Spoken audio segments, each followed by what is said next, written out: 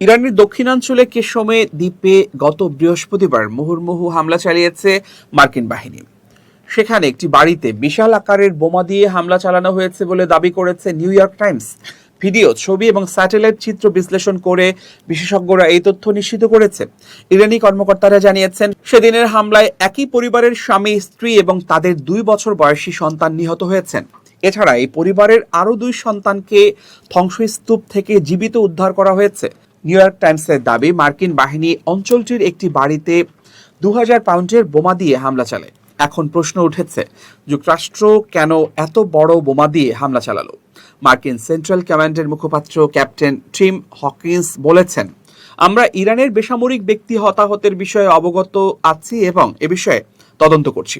তিনি জোর দিয়ে বলেন, মার্কিন বাহিনী এখনো বেসামরিক ব্যক্তিদের লক্ষ্যবস্তু করে না।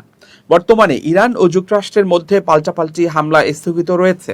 সর্বশেষ মার্কিন প্রেসিডেন্ট ডোনাল্ড ট্রাম্প বলেছেন, শিগগির নতুন করে ইরানের সঙ্গে আলোচনা শুরু হতে যাচ্ছে। তবে তিনি চুক্তির বিষয়ে কোনো সময়সীমা উল্লেখ করেননি। এদিকে ইরান জানিয়েছে, এই মুহূর্তে যুক্তরাষ্ট্রের সঙ্গে কোনো আলোচনা চলছে না।